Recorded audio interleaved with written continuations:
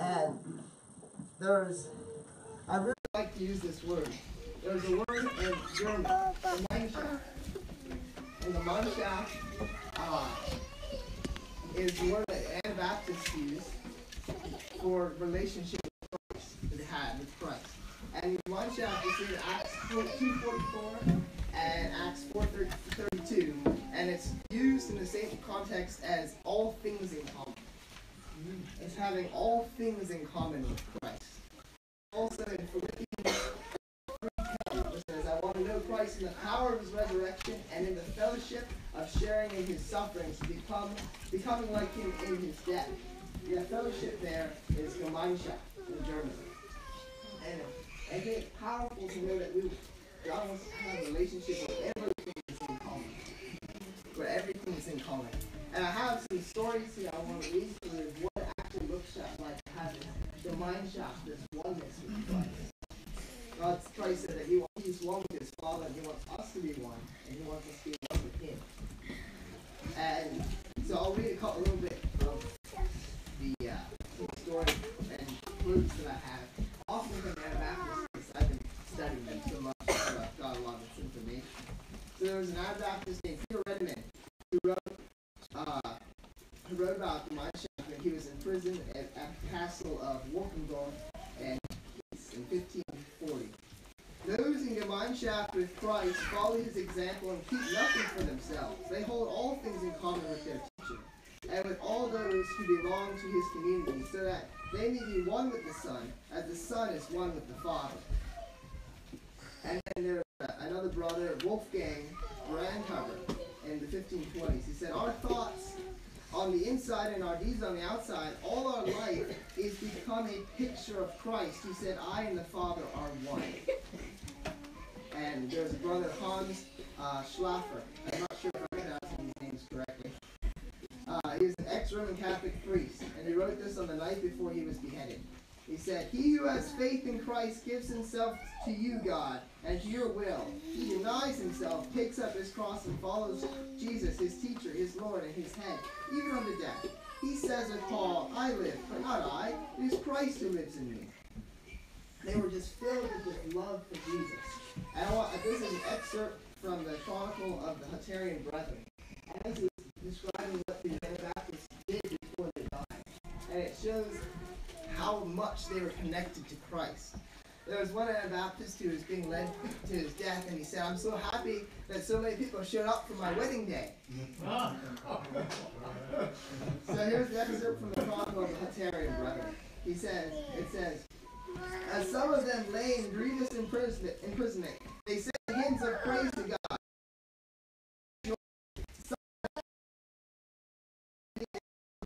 And execution, as though the bridegroom at the wedding, they sang out joyfully with uplifted voice that rang out loudly.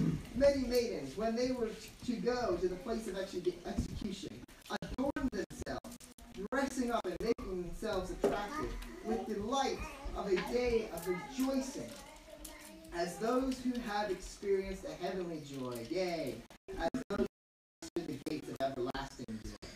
Others stepped up with a smile on their lips, praising God that they were counted worthy of dying the death of the sincere and Christian heroes, and would not have wished to die a natural death in bed. They did not allow themselves to be terrified, to be moved by fire, water, or sword, or execution. No human being, nothing on earth could take such. The fire of God burned in them. And it came to me, they were very powerful missionaries.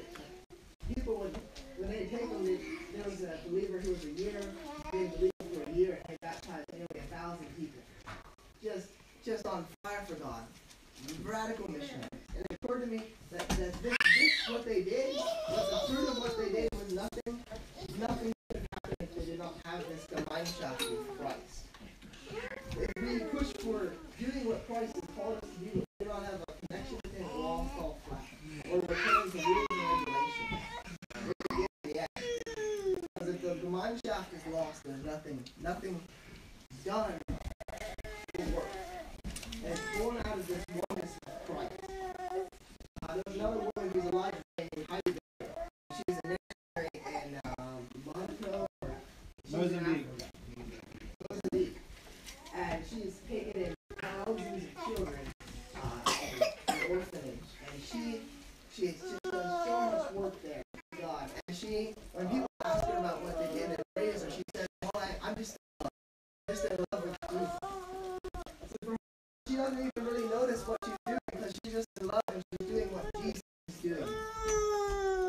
And I think that what we realize is we have trouble coming into this relationship with Jesus is because we have always been taught Jesus the wrong way. We've been taught a false Jesus, a false picture of Jesus. We've been taught of someone who's died. Now you're going to heaven once you die, and that's it. But Jesus wants to have a relationship. He wouldn't have called us the bride of Christ. He didn't want to have a relationship with him. And so I want to read a couple verses here of what Jesus says to you, how he talks about you. So this one first is from Psalm 4:9 through 10.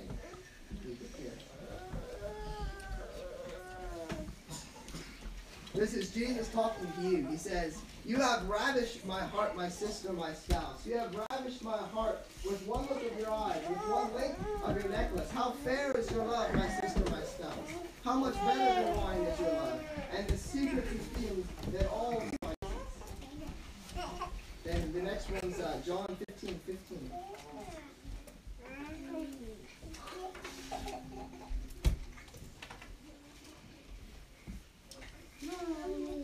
"No longer do I call you servants, for a servant does not know what his master is doing, but I call you friend. For all things I have heard from the Father, I made known to you." Then Zephaniah 3:17.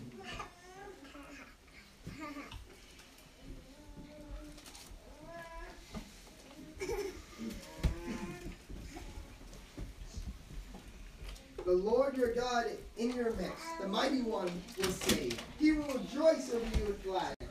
He will quiet you with his love. He will rejoice over you with singing." Numbers 2:25.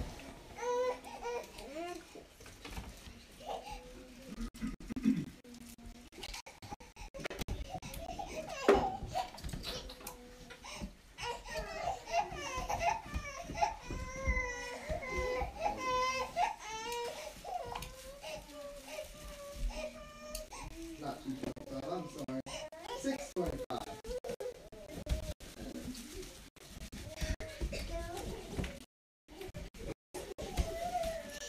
"The Lord make his face to shine upon you and be gracious to you." And that's tied to Psalms, or connect that to Psalms 27:8.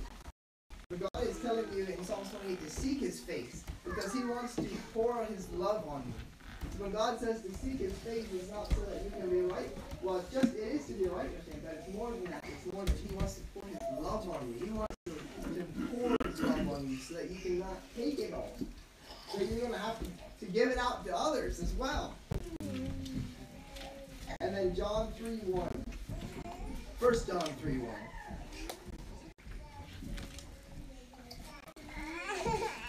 "Behold what manner of love the Father has bestowed on us, that we should be called the children of God."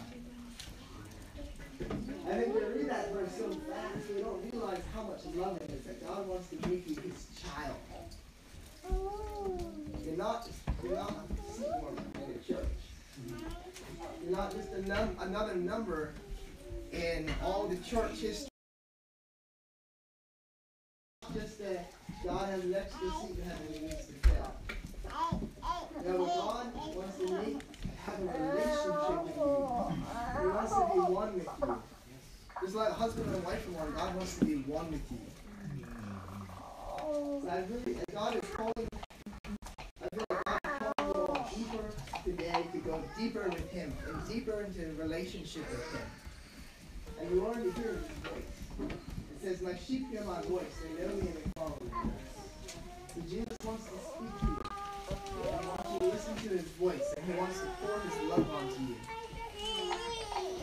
I encourage you all to go deeper today. Let me pray for you. Lord, I pray for everyone here. I pray, Lord Jesus, that they would go deeper today. That you would show them your love, show them your faith, show them how much you love them, how much you are chasing after them, how much you want them to experience your love, how much you want to show them all that you have laid up for them, everything that you have planned for them. Please show them that today, Lord. Draw them near to Jesus. I pray this in Jesus' name. Amen.